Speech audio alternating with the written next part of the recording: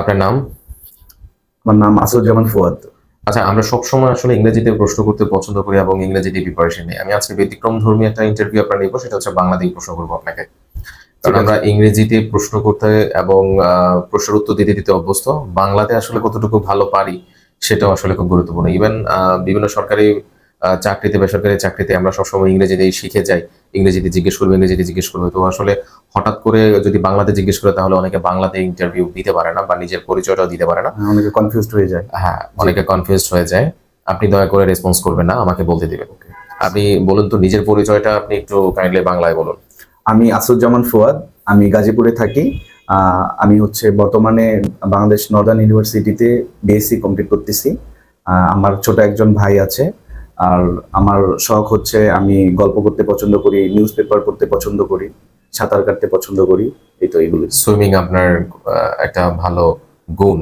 এছাড়া আপনার আর কোনো পার্সোনাল স্কিল আছে যেটা? জি, আমি মানুষের সাথে ভালোভাবে মিশতে পারি, যে কোনো পরিবেশে খাপ খাইয়ে যেতে পারি, মেনে নিতে পারি আর কি। আচ্ছা, যে কোনো পরিবেশে আপনি খুব সহজে খাপ খাইয়ে নিতে পারেন। আপনার দুর্বলতা এবং আপনার শক্তি কি কি? আমার দুর্বলতা হচ্ছে আসলে এরকম মানে বেসিক্যালি মানে ওইভাবে বলতে গেলে আমার হচ্ছে আমি রান্না করতে পারি না, এটা হচ্ছে আমার দুর্বলতা। আপনি আর শক্তি কি কি? শক্তি কি কি, যেমন কোনো কঠিন পরিস্থিতিতে আমি সেটা সেই পরিবেশের সাথে খাপ খাইয়ে যেতে পারি। আচ্ছা,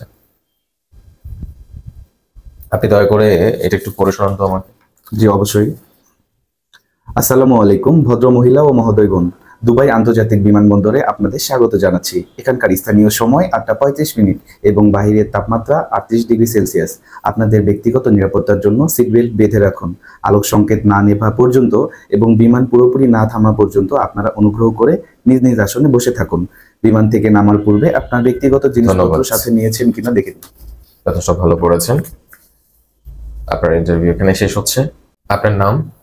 দিস ইজ সাকিব হোসেন। আমি আপনাকে বাংলায় প্রশ্ন করেছি। আমার নাম সাকিব। আপনার নাম সাকিব। সাকিবের অর্থ?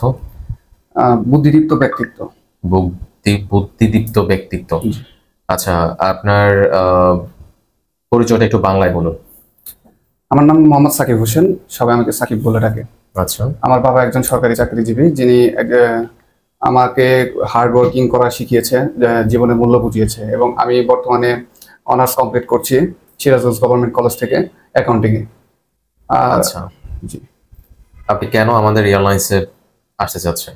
আমি স্পেসিফিক্যালি এই এয়ারলাইন্সে আসতে চাচ্ছি কারণ বাকি সব এয়ারলাইনগুলোর মধ্যে এই এয়ারলাইন্সের রেপুটেশনটা সবচেয়ে বেটার। আমি যতটুকু রিসার্চ করে জানতে পেরেছি, এখানে আমার গ্রো করার চান্সটা অনেক বেশি। আচ্ছা, ঠিক আছে, আপনি একটু স্লোলি কথা বলবেন। If you say your strength, so what would be? I am a people-oriented person. In one word. In one word, you are a people-oriented person. How do you handle stress? I handle stress by stay disciplined under pressure. This is my another strength. Okay. So, do you know the duties and responsibilities of the cabin crew? The disciplines and responsibilities of a cabin crew goes far beyond than just serving foods and drinks. Mainly, the main responsibility of a cabin crew is ensuring safety, then comfort, then pre-flight duties and post-flight duties, and maintaining the emergency situations. That's good. How will you continue your studies after getting the job? If I get the job, then my first priority would be my job. I will not continue my study. If I get the chance, the airlines give me the opportunity to continue my study, then I will continue my study. But if I cannot handle the job and the study, then I will focus on my job. If you cannot handle together, then you will focus on my job. On the job. Can you please read this passage? আসসালামু আলাইকুম ভদ্র মহিলা ও মহোদয়গণ, Dubai আন্তর্জাতিক বিমানবন্দরে আপনাকে স্বাগত জানাচ্ছি। এখানে স্থানীয় সময় 8টা 35 এবং বাহিরের তাপমাত্রা 38 ডিগ্রি সেলসিয়াস।